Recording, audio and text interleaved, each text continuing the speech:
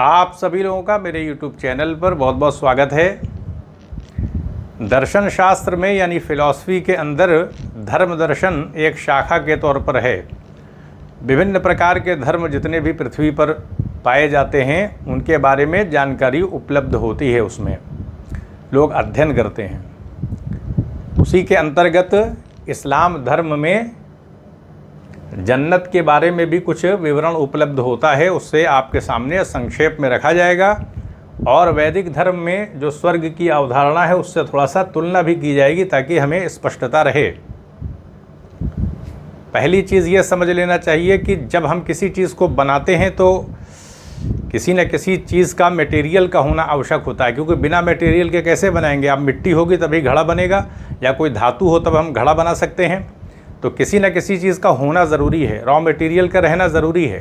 तो अब जन्नत की जो विचारधारा है, तो जन्नत क्या बनी हुई है या बनाई जाएगी, इस पे अलग अलग प्रकार की विचारधारा है। लेकिन विद्वान ये बताते हैं कि ब्रह्मांड के अंदर जितने भी ग्रह हैं, उपग्रह हैं जो हमको दिखाई पड़ रहे हैं, बहुत बड़ा एक ब्रह्मांड दिखाई पड़ रहा है।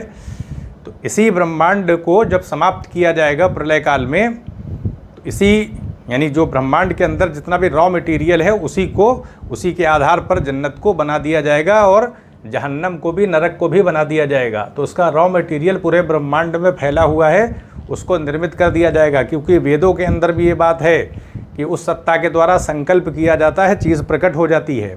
उसी प्रकार से खुदा के माध्यम से बस एक संकल्प किया जाएगा और जन्नत बन जाएगी। और कुछ विद्वान मानते हैं कि जन्नत पहले से ही तैयार है, बनी हुई है। इस प्रकार की भी विचारधारा है, अपने अपने मत दिखाई पड़ते हैं। तो जो स्वर्ग की अवधारणा है, क्योंकि वेदों के अंदर स्वर्ग के बारे में बहुत विस्तार से चर्चा नहीं मिलती है, लेकिन स्वर्ग के बारे में विवरण उपलब्ध होता है।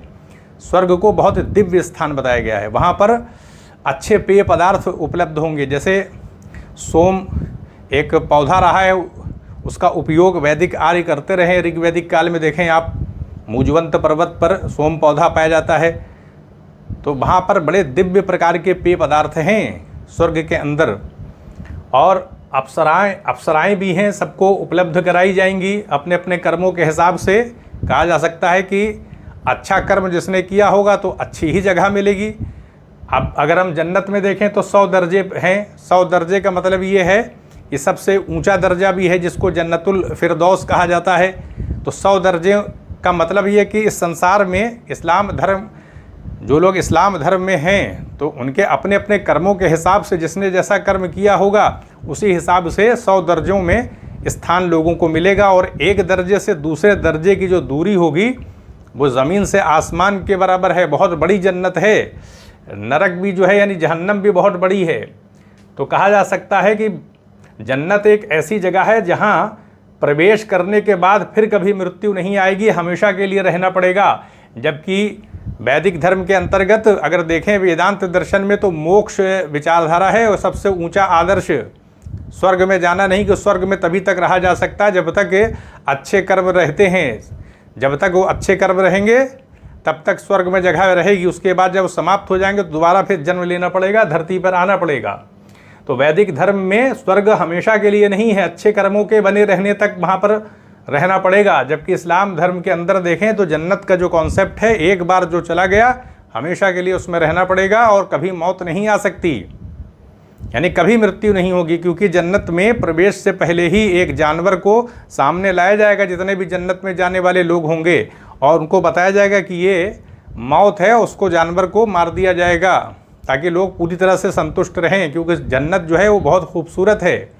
जन्नत के अंदर ज़मीन के बारे में अगर देखें तो ज़मीन जो है वो ज़ाफ़रान की होगी, केसर कलर की होगी, केसरिया रंग जो होता है वैसी ज़मीन होगी। जन्नत के अंदर जो लोग होंगे यानी जो भी लोग होंगे उनकी उम्र 30 से 32 साल होगी।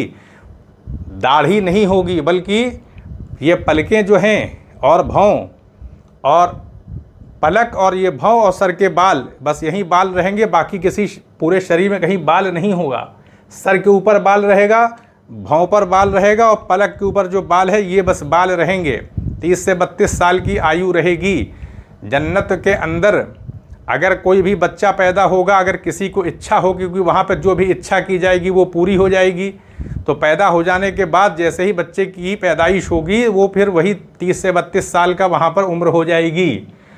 तो इस आधार पर देखें तो जन्नत के अंदर हर प्रकार की मतलब जिस्म के अंदर से जो पसीना निकलेगा मुश्क की तरह खुशबू आएगी। वहाँ पर बदबू का, दुर्गंध का, बैड स्मेल का कोई कॉन्सेप्ट नहीं है। जो भोजन किया जाएगा डकार आएगी तो वो भी उसमें खुशबू रहेगी। और वहाँ पर पेशाब वगैरह इस तरह से कोई चीज़ नहीं है। वहाँ सारा खाना हज़म हो जाएगा और पसीना हल्का सा निकलेगा बस। उसके बाद किसी चीज़ की आवश्यकता नहीं है। जैसे हम यहाँ पर जो है वो नित्य कर्म अपना क्रिया करते हैं उस प्रकार का कॉन्सेप्ट वहाँ पर नहीं है। पेशाब वगैरह करने का मामला नहीं है। यानी जो भी भोजन होगा वो सब पच जाएगा, वहाँ पर बदल जाएंगी चीज़ें और पसीना निकलेगा खुशबूदार। वहाँ पर खुशबू ही खुशबू है, क्योंकि वहाँ पर जितनी चीज़ें बनी हैं सब मोती हैं, यहाँ पर बड़े कीमती पत्थर हैं। और जो जन्नत की दीवार है वो सोने और चांदी की है और मुश्क का गारा है। सारी खुशबू ही खुशबू वहाँ पर है। और हर प्रकार के फल हैं, उसका स्वाद जो है वो बदल जाने वाला है। हम जो टेस्ट करेंगे तो 70 मज़ा आएगा उसमें, हमारा दिल नहीं भरेगा। यानी जो अंगूर, जो आम, केला, हम यहाँ जो चीज़ें ग्रहण करते हैं वहाँ भी बड़े बड़े बाग हैं, वहाँ पर नहरें हैं, 4 प्रकार की नहरें हैं। शहद की वहाँ पर एक नदी होगी, उसी तरीके से जल की नदियाँ हैं, बड़े स्वच्छ जल की नदियाँ बहती रहेंगी। इसी प्रकार से दूध की भी नदी वहाँ पर होगी। और एक हम कह सकते हैं जैसे सोमपान के बारे में आया है वैदिक धर्म में कि सोमपान वहाँ पर कराया जाएगा। सोम पौधा जो होता है बड़ा शक्तिशाली, उसी प्रकार से एक शराब भी होगी, उसमें नशा नहीं होगा और उसका टेस्ट बहुत ही जानदार होगा, शानदार, और पीते ही जो है ऊर्जा आ जाएगी। तो इस प्रकार से 4 जल यानी पदार्थों की नदियाँ हैं। एक शहद है, दूध है, पानी है और एक ऐसी शराब जिसमें किसी प्रकार का नशा नहीं होगा। जन्नत के अंदर मानी बात है कर्म के हिसाब से लोगों के साथ, जैसे हम यहाँ संसार में अपनी पत्नी जिनकी शादी हो चुकी है तो अपनी पत्नी के साथ वहाँ पे रहेंगे और उनको ईश्वर की तरफ से और भी चीज़ें उपलब्ध कराई जाएंगी। कहने का अर्थ ये है कि वहाँ पर जैसे स्वर्ग के अंदर अप्सराएं होती हैं, वहाँ भी हूर का कॉन्सेप्ट आया हुआ है। तो ये तो ईश्वर की कृपा, उस खुदा की कृपा के ऊपर है कि किसको क्या उपलब्ध कराया जाएगा। तो कुल खुलासा ये है कि जन्नत के अंदर हमेशा रहना पड़ेगा। जन्नत में कभी भी मौत नहीं आ सकती, हमेशा के लिए है। जैसे इस्लाम धर्म के अंदर पुनर्जन्म का कॉन्सेप्ट नहीं है। एक बार ये शरीर जब नष्ट हो जाएगा तो इससे रूह निकल जाती है, आत्मा निकल जाती है, उसको एक स्थान पर रख लिया जाता है। क़यामत के दिन फिर आदेश होगा तो लोग उठ जाएंगे। शरीर के अंदर एक ऐसा तत्व है जो ना तो अग्नि से जलता है, किसी चीज़ से वो नष्ट नहीं होता, वो बचा रहता है। बस उसी को आदेश दे दिया जाएगा। पूरा शरीर हम कहते जैसे बीज होता है तो वृक्ष निकल आता है, उसी प्रकार से हमारे शरीर के अंदर एक ऐसा तत्व है जो किसी चीज़ से नष्ट नहीं होता, हमेशा बना रहता है। चाहे वो समुद्र में चला जाए, चाहे पूरा शरीर आग में जल जाए, लेकिन वो तत्व कभी नष्ट नहीं होता। और उसी तत्व हम उसको बीज के तौर पर समझ सकते हैं। बस हुक्म होगा और आत्मा शरीर के अंदर प्रवेश करेगी, शरीर उठ खड़ा होगा। क्योंकि वेदों में भी है कि उस ईश्वर के द्वारा संकल्प किया जाता है, चीज़ें प्रकट हो जाती हैं। तो बस उसी खुदा के द्वारा आदेश दिया जाएगा और शरीर उठ खड़ा होगा और लोगों को मैदान में जमा कर लिया जाएगा। तो कहने का अर्थ है कि जन्नत एक ऐसी जगह है जहाँ पर टेस्ट बदल जाता है। जो भी हम ग्रहण करेंगे, हमको अगर प्यास लगी है तो पानी आएगा तो उतना ही जल आएगा जितनी प्यास लगी है। एक बूंद पानी भी कम ज़्यादा नहीं होगा, जितनी प्यास लगी हो उतना ही पानी आएगा। अगर किसी को किसी से मुलाकात करनी है, मिलना है, तो इसके बारे में विवरण आता है कि जो बेड होगा जिस पर लोग बैठेंगे वो करीब हो जाएगा, या सवारी उपलब्ध कराई जाएगी, सवारी से लोग पहुंच जाएंगे, क्योंकि दूरी बहुत ज़्यादा होगी। मानी बात है पूरे ब्रह्मांड को मिला करके जो जन्नत बनाई जाएगी तो बहुत बड़ी होगी। यानी 100 दर्जे हैं तो सबसे निचला जो दर्जा होगा उनको जो सुविधाएं उपलब्ध हैं वो बहुत उच्च कोटि की हैं।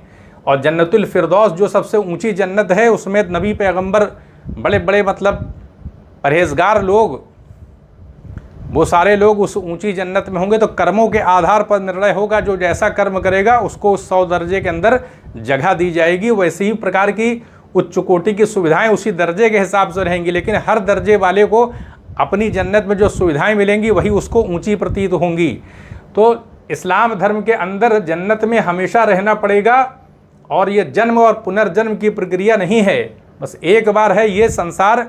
उसी जन्नत में हमेशा के रहने के लिए एक बार परीक्षा ली जा रही है बस, और पूरे संदेश के साथ परीक्षा ली जा रही है। और संदेश के साथ साथ प्रमाण के साथ परीक्षा ली जा रही है, क्योंकि कुरान 23.5 साल में उसको उतारा गया, वो उतरती थी। कभी कभी फरिश्तों के सरदार जिब्रील अलैहिस्सलाम वो कुरान की कोई संदेश लेकर के आते थे, और कभी उनके हृदय में, पैगंबर मोहम्मद साहब के हृदय में वो आदेश उतरता था, उसको ईश्वर की तरफ से हुक्म होता था कि आप चिंता न करें, फिक्र न करें, हम आपके जहन में इस संदेश को बैठा देंगे, आप भूलेंगे नहीं, चिंता न करें आप। तो उसको बाद में जमा कर लिया गया। कहने का अर्थ है कि 23.5 साल में वो संदेश उतरा है और ख़ुद पैगंबर मोहम्मद साहब का जीवन प्रमाण रहा है। तो इस आधार पर इस्लाम धर्म के अंतर्गत जितने लोग इस्लाम में जो संदेश प्राप्त होते हैं उनका जो पालन करेंगे तो 100 दर्जे में लोगों को रखा जाएगा जन्नत के अंदर। तो इस्लाम धर्म के जो मानने वाले हैं या ईश्वर अलग अलग नबी पैगंबर अलग अलग ज़माने में जो लोग पैदा हुए हैं, हर धर्म के अंदर नबी पैगंबर भेजे गए हैं। तो चाहे भारत के अंदर देख लें, वैदिक पीरियड से लेकर के बड़े बड़े ऋषि मुनि नबी पैगंबर रहे होंगे। तो उस ज़माने में जो लोग थे तो उनको भी मानी सी बात है कि स्वर्ग में भेजा जाएगा, जन्नत के अंदर उस समय के जो आदेश संदेश आए ईश्वर की तरफ से उसके हिसाब से भेजा जाएगा। तो हर प्रकार के नबी पैगंबर हर कौम में भेजे गए हैं, तो सारे लोग अपने अपने हिसाब से जन्नत के अंदर जाएंगे। तो ये इस्लाम का कॉन्सेप्ट है। इस्लाम का मतलब इस जन्नत के अंदर सिर्फ इस्लाम धर्म के मानने वाले नहीं होंगे, बल्कि जन्नत के अंदर इस्लाम धर्म से पहले जितने नबी पैगंबर अलग अलग जगह भेजे गए हैं, आर्य धर्म के अंदर, यहूदी धर्म के अंदर, पूरे संसार में जहाँ भी मानव समूह रहा है वहाँ पर संदेश भेजा गया है, किसी न किसी को भेजा गया है। इसलिए रसूल शब्द भेजा गए के लिए आता है। तो नबी पैगंबर आते रहे हैं इस्लाम धर्म से पहले भी, तो वो लोग भी जन्नत के अंदर उस समय के अनुयायी जाएंगे तो अपने अपने कर्मों के हिसाब से आएंगे। तो 100 दर्जे हैं उसमें कर्मों के हिसाब से ही जगह मिलेगी, हमेशा के लिए रहना पड़ेगा। जो स्वर्ग की विचारधारा आई है, स्वर्ग के अंतर्गत दिव्य मानी बात है कि स्वर्ग को बनाया जाएगा तो हर प्रकार की सुविधाएं जो होंगी वो दिव्य ही तो होंगी, चाहे पेय पदार्थ हो, अप्सराओं कहाँ पर नृत्य देखने को मिलेगा। तो बड़ी भव्यता आपको स्वर्ग में भी दिखाई पड़ेगी। बस अंतर से केवल इतना है कि स्वर्ग हमेशा के लिए नहीं रहता है, जब तक अच्छे कर्म रहेंगे तब तक रहेगा। और वेदांत दर्शन के अंतर्गत अगर हम देखें तो मोक्ष की प्राप्ति को परम लक्ष्य बनाया गया है, न कि स्वर्ग को। स्वर्ग को भी नीचे रखा गया है, गौण मान लिया गया है, बल्कि मोक्ष को ही सर्वोच्च जो है वो लक्ष्य के तौर पर स्वीकार किया गया है। तो जन्नत के अंदर सिर्फ इस्लाम धर्म के मानने वाले ही नहीं जाएंगे, बल्कि जन्नत के अंदर पैगंबर मोहम्मद साहब से पहले पूरी पृथ्वी पर जितने भी मानव समूह रहे हैं वहाँ पर संदेश भेजे गए हैं। यानी 2 प्रकार के लोगों को भेजा गया है खुदा के द्वारा। एक प्रकार के नबी वो होते हैं जो किसी समूह, किसी ग्रुप की तरफ भेजे जाते हैं, और एक रसूल होते हैं जिनको कि पूरे मानव समुदाय के लिए भेजा जाता है। जैसे कि पैगंबर मोहम्मद हैं, वो पूरी पृथ्वी के जितने भी मानव समूह हैं सबके लिए उनको भेजा गया है। तो 2 प्रकार की कैटेगरी संदेश ईश्वर की तरफ से जो भेजा जाता है, जिनको नबी बनाया जाता है, वो किसी ग्रुप के लिए होते हैं, समूह के लिए होते हैं। और ऐसे बहुत सारे समूह बहुत पहले प्राचीन काल में रहे हैं, वहाँ पर संदेश भेजा गया। तो उसी संदेशों के हिसाब से लोगों को जन्नत में जगह मिलेगी। तो जन्नत में वो लोग नहीं जाएंगे जो सिर्फ इस्लाम धर्म के मानने वाले हैं, बल्कि पूरी पृथ्वी पर जब से संदेश भेजा जाता रहा है, नबी पैगंबर भेजे गए हैं, तो उनके मानने वाले उस समय मानी बात है नबी पैगंबर भेजे गए होंगे। ऋषि मुनि से लेकर यहूदी धर्म में, ईसाई धर्म में, बहुत प्राचीन काल में जब पृथ्वी पर मानव का उद्भव हुआ और संदेश आने लगे, तब से लेकर के 1,24,000 बताया जाता है कि नबी पैगंबर भेजे गए हैं। तो नबी पैगंबर शब्द मानी बात है कि इस्लाम के अंदर बोला जाता है, लेकिन पूरी पृथ्वी पर जितने भी मानव समूह हैं उस समय जो भी लोग भेजे गए वो भी नबी पैगंबर के उसमें ही आएंगे, अलग अलग अपने धर्मों के हिसाब से। बाद में फिर इस्लाम धर्म का उदय होता है, पैगंबर मोहम्मद साहब, फिर उनका जन्म होता है और फिर इस्लाम की एक प्रक्रिया होती है। तो इस्लाम धर्म के मानने वाले भी जन्नत के अंदर जाएंगे, उस 100 दर्जे में अपने अपने कर्मों के हिसाब से लोग जाएंगे। तो कहने का अर्थ ये कि जो ये जन्नत है ये सिर्फ इस्लाम धर्म के अनुयायियों के लिए नहीं है, हर धर्म के अनुयायियों के लिए है। जो ईश्वर के तरफ से जितने भी मतलब नबी पैगंबर भेजे गए हैं पहले प्राचीन काल में, अत्यंत अगर देख लिया जाए सबसे जब से मानव समूह का पृथ्वी पर उद्भव हुआ और संदेश आने लगे ईश्वर की तरफ से, तो जन्नत में सारे लोग वहाँ पर जाएंगे, अपने अपने नबी पैगंबर के समूह के लोग जिसने अच्छा कर्म किया होगा, उस समय के जो संदेश आए उसका अनुपालन किया होगा तो जन्नत में जाएंगे। और स्वर्ग की अवधारणा में बता दिया गया कि वैदिक धर्म के अंदर के जो स्वर्ग की अवधारणा है वो बस अच्छे कर्मों तक ही है, लेकिन हाँ स्वर्ग की विचारधारा है। वैदिक धर्म के अंदर, इस्लाम धर्म के अंदर भी एक ही ब्रह्म को यानी एक ही सत्ता को माना गया है। एकेश्वरवाद की स्थिति दोनों ही धर्मों में दिखाई पड़ती है। इस्लाम धर्म भी एक ही सत्ता को, निराकार यानी उसी सत्ता को मानता है, और वैदिक धर्म के अंदर भी उसी ब्रह्म की सच्चिदानंद के रूप में उसकी भी स्वीकृति है। तो मानी इस बात है, ये संसार इस्लाम धर्म के हिसाब से एक परीक्षा के लिए बनाया गया है, क्योंकि ये फैसला ईश्वर की तरफ से, खुदा की तरफ से हो गया था कि आसमान यानी ये जो पूरा ब्रह्मांड है एक ऐसी जगह होगी जहाँ हमेशा के लिए हम मनुष्यों को, प्राणियों को यानी इंसानों को रखेंगे हमेशा के लिए। और ये भी बात आई है, इस्लाम धर्म के ही बहुत बड़े सूफ़ी हैं इब्नुल अरबी और इब्न तैमिया भी हैं, जिनका ये कहना है कि एक समय ऐसा आएगा कि जब जो नरक है, जहन्नम जो है जहाँ रखा जाएगा, उसको भी समाप्त कर दिया जाएगा। ऐसा उनका मत है, सबका मत नहीं इस्लाम धर्म में। और सारे लोगों को स्वर्ग में भेज दिया जाएगा, इस प्रकार का मत रखते हैं। लेकिन बाकी और विद्वान नहीं रखते हैं। कुरान के अंदर भी जहाँ पर भी स्वर्ग और नरक की एक साथ बात आई है, क्योंकि बाकी और जो आयतें आई हैं कुरान में उसमें यह है कि जहन्नम के अंदर, नरक के अंदर हमेशा के लिए रहना पड़ेगा।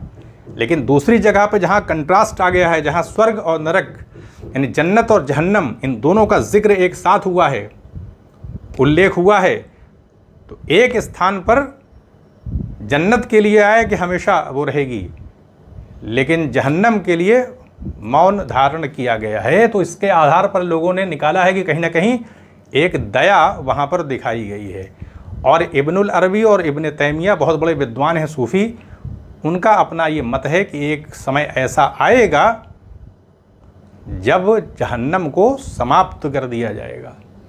तो ये बात आपके सामने रखी गई है कि जन्नत के अंदर सिर्फ इस्लाम धर्म के अनुयायी ही नहीं जाएंगे, इस बात को स्पष्ट समझ लेना चाहिए। बल्कि जितने अब तक नबी पैगंबर भेजे गए हैं पूरी पृथ्वी पर, जब से मानव समूह का उदय हुआ, हर नबी पैगंबर के मानने वालों में से जन्नत में लोग जाएंगे। तो यहीं पर अनुमति दे, चैनल को सब्सक्राइब भी करें, शेयर भी करें। आप सभी लोगों का बहुत बहुत धन्यवाद।